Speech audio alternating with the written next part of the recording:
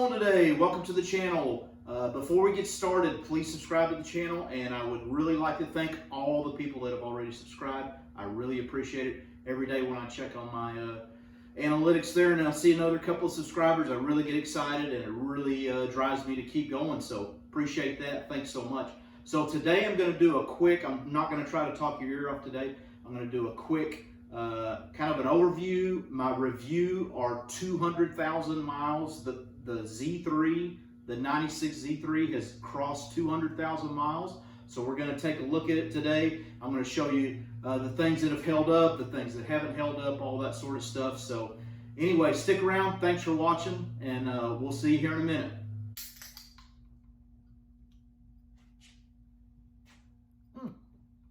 Hey there. Just getting a little Red Bull before I get started. So not sponsored, of course, but Red Bull, quit sponsoring young people. Sponsor middle-aged people. Young people got energy. They don't need it. You need to start sponsoring guys like me. So we're going to take a look at the car real quick. It's really dirty, so stand by. Sorry for this. As you can see, and like I always say, she's a daily driver. This thing's been sitting out in West Texas for the last 21 days. She is filthy. So I'm going to give her a quick wash before we get too far into this review. I'm going to spare you the wash. I'm not going to make you watch that. So, you know, no middle-aged man grunting and snorting and tobacco spitting and all that. All right, she's all cleaned up. Just got a quick wash on her. Looks like it's going to rain today, so that's perfect. That's how I know whenever it rains. Somebody asks me, you know, a week from now, they go, hey, when was the last time it rained? I can go, well, let me see, I washed my car on Friday. So Friday, yeah, because it always rains the same day. So anyway, we'll get started. I'm going to talk about the outside, things on the outside. Let's start right here with the most obvious on a convertible. The top, as far as I know, this is the third top on this car. So this car was originally spec'd with a black top. The paperwork that I have, I've got a big folder. If you've seen any of my videos before this, I've talked about this before. I've got a big, thick folder of all the records of this car up into about, not long before I bought it, so up into the 140,000 mile range. So anyway, the car was originally spec'd with a black top, come from the dealer with a black top, and in the paperwork that I've got, it looks like about 2 weeks after they took delivery of the car, they took it back and had them put a tan top on it. And then I know this top was put on by the guy that I got the car from, who bought it from the original owners. So he didn't do a super good job. He did it himself. There's some spots, especially on the other side. Let's go around to that side of the car. He didn't do a real good job.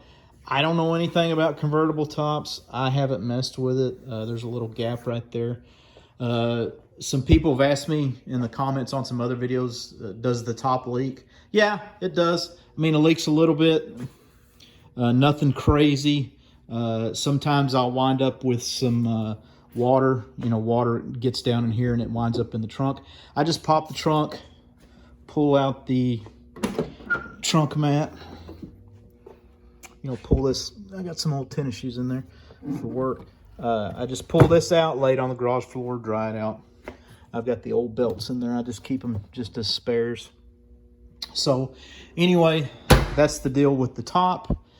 Something that I've learned the hard way is you don't want to put the top down when this window's all dusty, because when you do, it folds right here in the middle, and it'll scratch as you're going down the road. It'll scratch that back glass / plastic.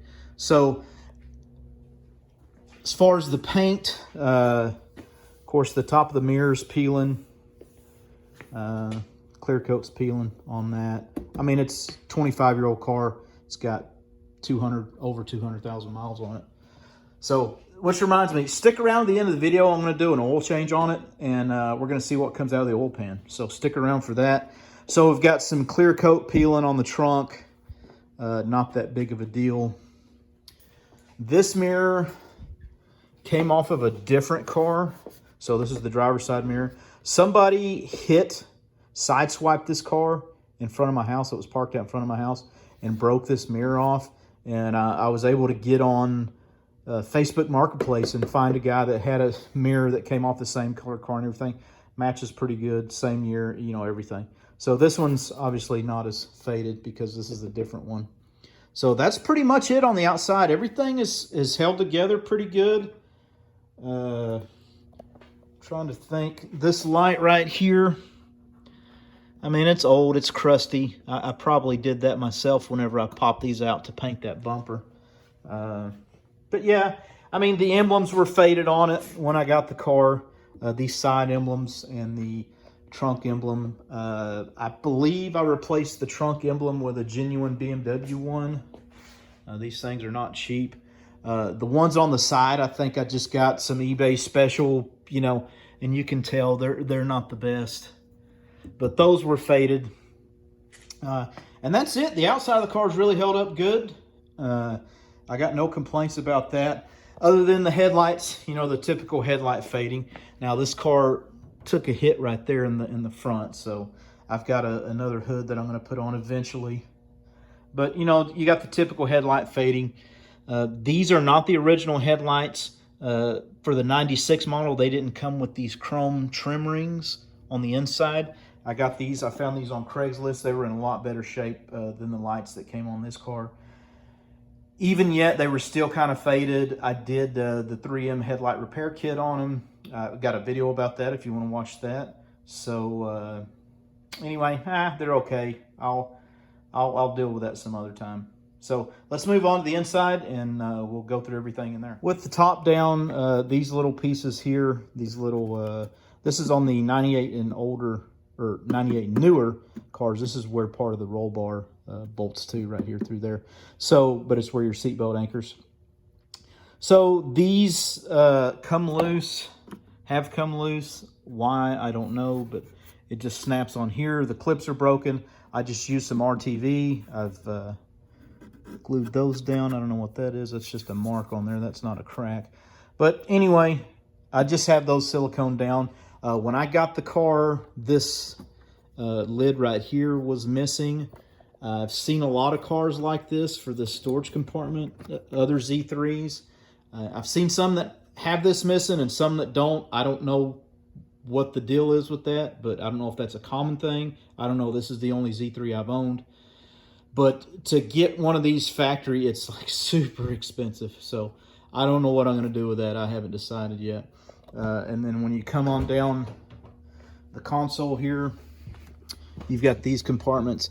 This compartment here, everything seems fine, flips out, but it's broken. These little tabs on the bottom have broken. But as long as you just keep it like that, I don't use it for storage or anything. I just keep it like that. It doesn't fall out. Doesn't, you know, mess up anything. Doesn't look like crud. The glove box is held up fine. The seat belts, this is a common thing. These little covers here are missing. I just need to get some of those ordered. I think I ordered a whole other one of these seatbelt retainer, and it's a funky design. Like, it doesn't have external screws, so I don't know how it works. I haven't gotten too deep into that. But that is on the list of things to get fixed. This, the seat belts, they don't retract. Of course, now that I'm trying to show you, it's going to act like it does fine. But they don't retract very good all the time. Let me get that back up in there. So what will happen is, if you're not careful, whenever you get out of the car, the seat belt will stay elongated, and then if you shut the door, it'll shut the buckle and just goof it up or whatever. I can send these out. I know there's a method of taking the whole seatbelt off and washing it and all that. I don't know if I really want to do that. I might one day like actually send these off to Safety Restore or something like that. Get it done right. The seats have held up pretty good. Now, these seats have been recovered. I've got records of that and everything, that all the paperwork that I've got for the car. And I hope I don't want to rush this too bad. When I got the car, the shifter knob, back of it was worn out. So on a car with that many miles, you know, you can expect that. When I got the car, it had 158,000 miles on it. Now it's got just a hair over 200. I bought this shift knob on Amazon. All they had were the M ones. I guess I kind of cheesed out. I just left the M on there, but it is leather. I could take my old, I don't know, whatever you call that, the gear pattern off my old knob. It still looks pretty good. I guess I could change that out so I don't look too cheesy with the M. The factory stereo did not work in this car, so I just got a cheap Amazon one. The air conditioner and all that still works. Gets cold, all that. The only thing is this knob here doesn't always work properly. There's a cable hold down in the back. I need to work on that. Not a big deal. Just something I haven't fooled with. I drive with the top down every chance I get, so I don't really worry about that. The door panels, the only part of the door panel that's really given up the goat is this little piece right here that could easily be glued back. The windows, there's a little bushing. There's my other hood. There's a little bushing inside of the window track. They're like a $2 part. I've got them to replace. I just haven't got to it yet. I've had the car for over 3 years and still haven't got to it. But, you know, the windows are a little slow. I just put my hand on top, push them down. Not a big deal. They go up just fine. Just going down, you got to give them a little bit of help. This kind of gets a little wavy, a little saggy there. But anyway, all that stuff's in pretty good shape. Let me walk you around here. I'm trying to make this fast. I don't want this video to be too long and too preachy. So, as you can tell, the top of the steering wheel here is starting to let go. But like I said, I mean, the whole point of this video is this thing's got 200,000 miles on it, so I'm not going to be too picky about that. I really want to get the steering wheel refinished, but my dilemma is I like driving the car. I drive it every day. So I've got other cars I can drive, and I want to get the steering wheel refinished properly. So I don't know what I'm going to do. I've thought about buying a cheap aftermarket steering wheel just to put on here, but then by the time you do all that, you know, even a cheap one is a couple $100 plus the adapter and all that. So I don't know. We'll probably just let it fly. I don't want to put like a cheesy cover on there or anything. And I know people are going to comment, you know, all kinds of things in the comments. I know there's 10,000 different ways to fix this. I'm well aware of it. Like I said, I just enjoy driving the car, and I don't want to be down without it.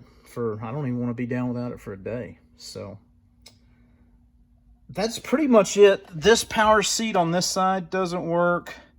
The driver's side power seat works, which I don't really care because I don't ever move it. I've got it in my position. I'm the only person that drives this car 99.99% of the time. So yeah, I'm trying to think of anything else on the inside. That's pretty much it. It's been a good car.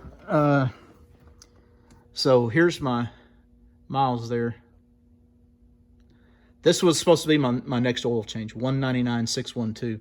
But whenever the car was at close to this mileage, we had a big snowstorm here in Texas, which isn't typical. I couldn't get my wife's car out of the garage because our driveway slanted. My car wouldn't go up the driveway because it was slipping. It was a big mess. So I just went ahead and drove it to work, 300-something miles to Midland. Spent my 21 days out in Midland, Texas. Turned around, came back, and now I'm on my days off. So, like I said, I'm going to do an oil change in this video too. We're going to check out and see what's in the oil. So let me get the keys real quick. Just turn the key on.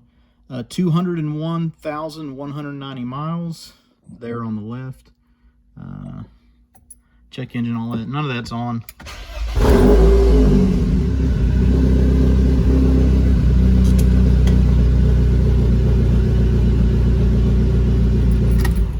So as you can see there, the only lights on are the ABS light and the airbag light. I know there's a tool to reset the airbag. I'm not really worried about it. I don't care. People keep telling me that. I know it's available. It doesn't really bother me. ABS light, I don't give a crap either. It doesn't bother me.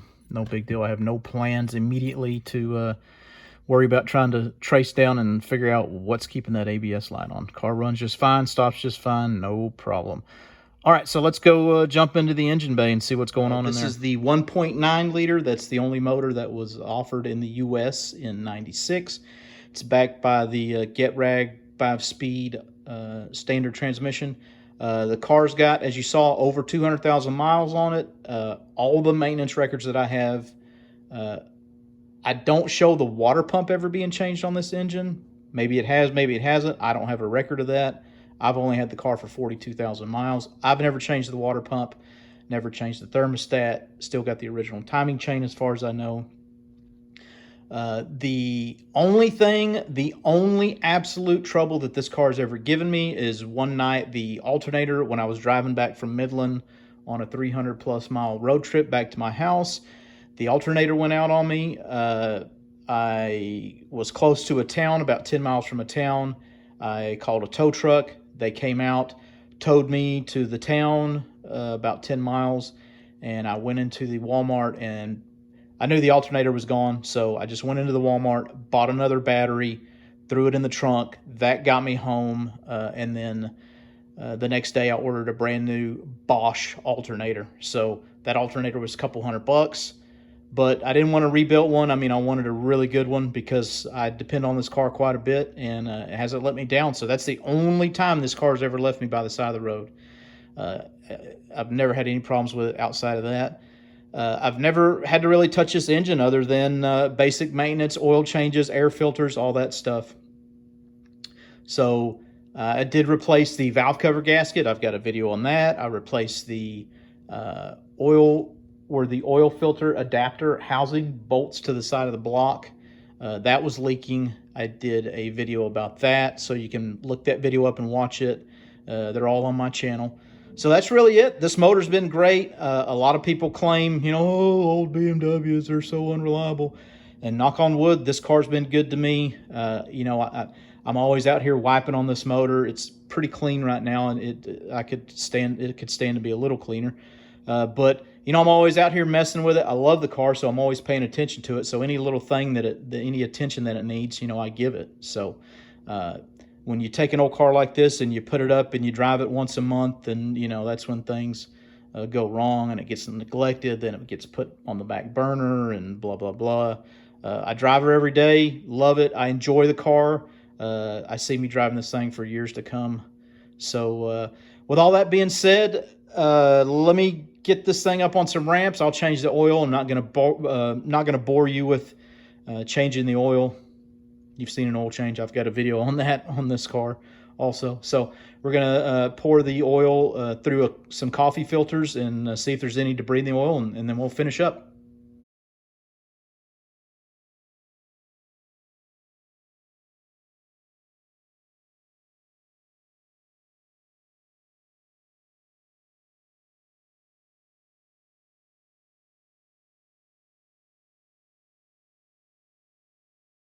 Okay, so I got all that oil poured out. Oh my gosh, I don't advise doing that.